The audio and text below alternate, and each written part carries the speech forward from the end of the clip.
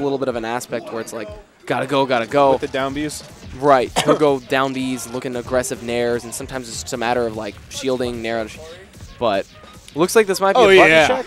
Oh, yeah. I guess this isn't a button check. Maybe They're it's actually not. Fighting. He was just standing lasering him for like half a minute. What? Now, the interesting thing about Game & Watch is his back air is -6 on shield. It's -6. However, if you space it well, because of the landing hitbox, it is safe. I don't know what's going on. But that's one thing that's interesting because you hear, oh, -6, that must be pretty bad on shield. It should be fairly punishable. But that landing hitbox makes it that much better, and I'm sure Loyal's been able to take advantage of that today. Yeah, so Game & Watch is a pretty phenomenal punish game on Spaceys. Like that. But at least better than Falco has on Game & Watch, in my opinion.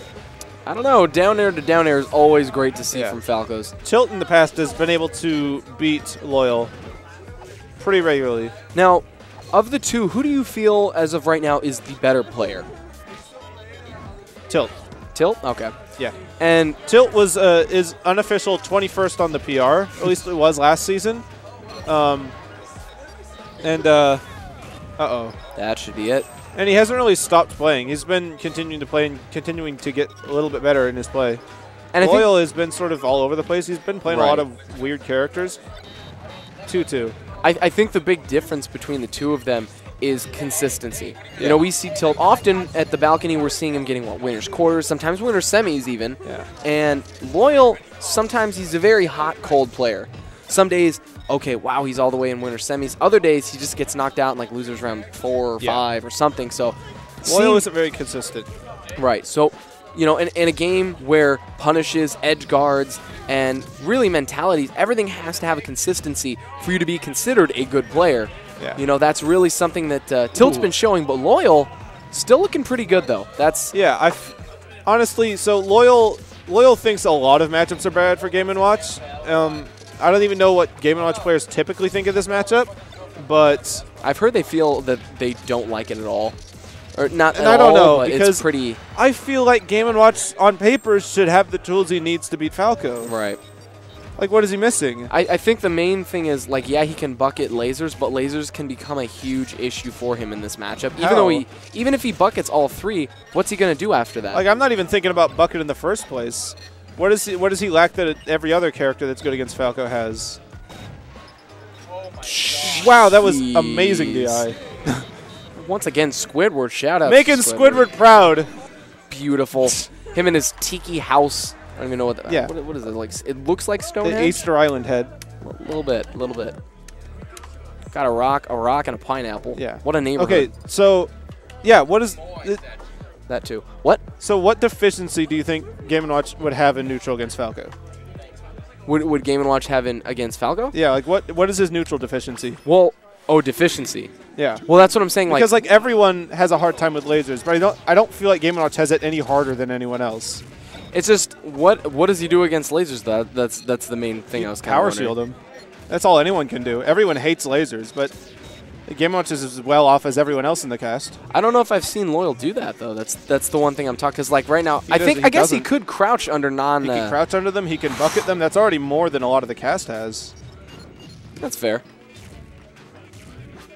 I mean, I don't know. Maybe he can't get many attacks out between the lasers. That's a problem with Ivysaur. I think it's probably just the preference or the way that Game & Watches like to play. Yeah. In that it's fairly aggressive once they get in, but not being able to get in. Some of them get a bit flustered and won't play as crisp. So maybe it's just a preference thing. Because from what I've heard, some Game & Watches like this matchup. Some, for the most part, don't. But teach their own. Yeah. There we go. That's a really good lead. And 2 stocks to 4. 2 entire stocks, yeah. And this is Loyal's counter pick, actually. Yeah. I don't know. We've seen that Tilt's pretty okay with this, considering that he counterpicked Etho to it. Right. A Ganondorf. He counterpicked a Ganondorf to this stage. I would also consider this a really good Game & Watch stage. But, for sure. The Tilt doesn't seem to care. I mean, I feel the main reason a lot of times you'll see Loyal, he'll either counterpick here or FD, oddly enough, but a lot of times you're seeing pillars. You know, Game & Watch basically has pillars because of his up B, his down air with the landing hitbox, And having in these extra platforms, anytime he gets that downer, oh my goodness. And it's back to even, 2 stocks apiece. Yeah, he needs to not be near that ledge. But anytime he gets like that down air meteor, it's going to set up for a much easier tech chases. We can go for like down smash to cover most options here on this stage. Uh-oh, tech chase. Up throw's amazing against Falco. As most characters are. Look at this. Oh, wow. All these upward hits. Oh, wow. Ooh, nice defense. Was that a nair? Ooh, all right. Gets the reverse hit. Tilt needs to rethink some things right now. Yeah, like not doing that. This is slipping way out of hand. He was at 4 stocks earlier. This is a comeback, if I've ever seen.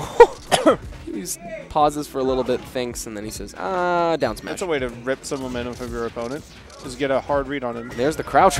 Ooh, he waited for the down tilt. That was so smart. He waited for it. Just outside of its range. And a lot of players early on when they're facing Game & Watch, they're thinking, oh, this character's broken. This character has so many good options.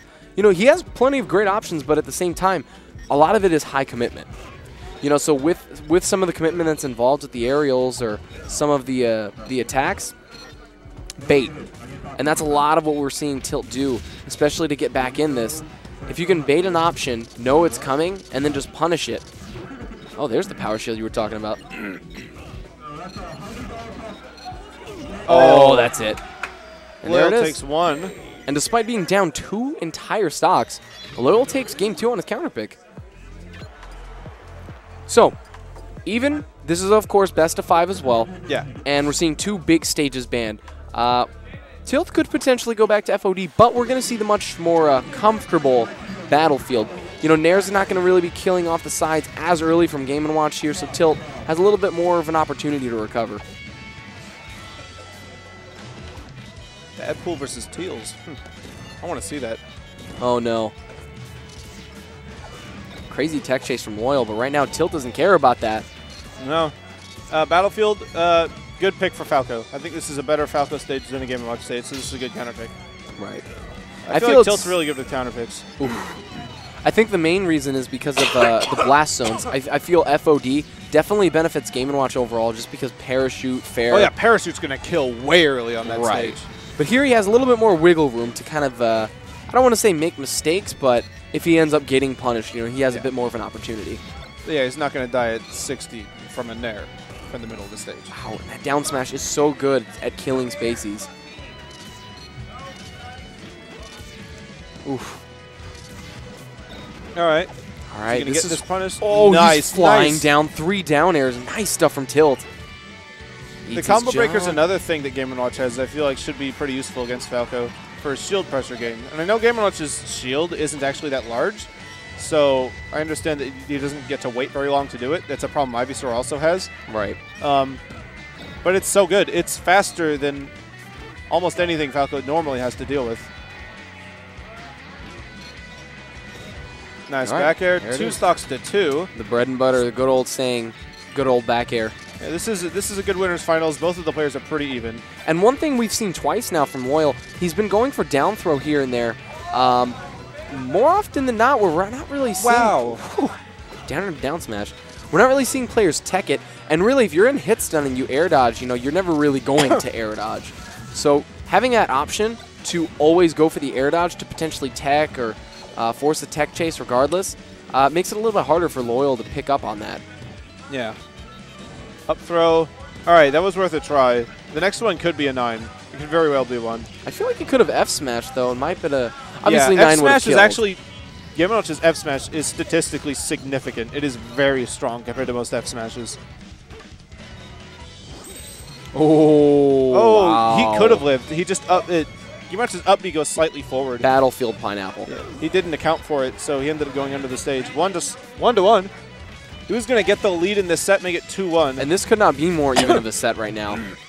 This is important. Getting the 1-game lead is important. Needing your opponent to not lose another set is important. And now the thing, too, is FOD, he didn't have the option. Game & Watch is fairly floaty. Shine into Shine could definitely kill on this stage, if given the chance. I see a recurring theme with Tilt in that, like with Etho, in the match that he lost just there, he was in control for almost all of it, right? Right. and then he just happens to lose it because in the very end he like couldn't clutch it out. And I feel like the same thing could happen in this set, but in the end I feel like Tilt's gonna figure out those tiny mistakes and that he's gonna win. I mean, right now Tilt's playing phenomenally. Earlier he stuffed the animation of a down air with an up air, and he's just trying to get this advantage like you were talking about. And there it is. Great stuff from Tilt. I'm pretty sure that forward smash was a mistake. That would have been that's such a strange place to do it. I've made that error myself. Whenever you see me forward smash as Ivysaur, usually it's a mistake. Unless I'm like charging it like it's an edge guard or something. Right. 9 times out of 10, it is. I did not mean to do that, and I am very unhappy that it happened. And now, so of course, best of 5. So if Tilt can take this, he's going to be headed into Grands and potentially sending Loyal in the losers. But Loyal counter picks. He does like FD, so that is always an option. But it looks like striking it. He did win on FOD, so that's going to be banned. And regardless, we're going to Green Hill. Teals, are you leaving? Okay, good. I wanted to make sure that match hadn't happened yet. Uh-oh. Now the... What? Ooh. Great stuff from Tilt. Stuffs the recovery. Ooh. Gets a groin hitbox of the forward smash. All right, so let's do this. Up throw, no 9. He is due for one. Wow. He is due for one, man. I know it's the gambler's fallacy, but like he's not had one yet. I mean, it was an upside down 9 there, and that ended up taking the stock. Yeah, so close enough. Next number is an odd. Might if be. he can do it right now on a stage like this, that's going to be killer. Brutal. That's going to be nuts. Ooh, the bucket break. Uh-oh. 5. Wow. Was that also an odd? Is it 1 and 3 right now? I haven't been keeping too much track, actually. But right now, Tilt looking to run away with this. And that F smash killed at about, what, 82? Yeah. Not the best DI from Loyal once again on that F smash. Oh, Loyal needs to do the up throw hammer again. I feel like that's the only way. Tilt's up a game. He can't lose this game. And one thing, too, you know, ooh, nice F smash. The one... Gonna sneeze. But the one thing, though, that Game & Watch, he has very solid aerials, but they don't all come out frame 1. You know, they have a decent start up here and there, and we've already seen Tilt stuffing his aerials before they even happen with back airs, up airs. Good back air. He had Loyal recover high and then bared him for it, and that was his stop. This is Loyal's winner stock, and he needs his chain grab. He can't drop this. Up throw, hammer. He really needs to hammer. Uh-oh. What? That was a mistake. He should have re-grabbed hammered. I swear the next one's a 9. Like we'll see. I'm feeling Loyal's feeling the same thing. Even if it isn't a 9, it'll probably knock him off stage. Well, the F smash pretty good, but not quite. Is he quite. saving it? That could have been a down smash, too. I mean, I saved my solar beams, but like sometimes I want that momentum carried on and just take their second to last stock with it. Oh, double shine. All right. All right, yeah. Great that forward angle. tilt could have done it because it would have intercepted the up B on its way to the edge, but misplaced it. This is looking like it's Tilt's game, though. Loyal's at 111 on his last stock as a floaty. Ooh. All right, he really needs to get that grab up throw 9. Like, now this is now or never. It's not going to happen if it's not a 9. I would be a little surprised. I'd laugh pretty hard if it was like a 1. That disappointment. But, ooh. Jab Tilt F wins smash. it. 3-1.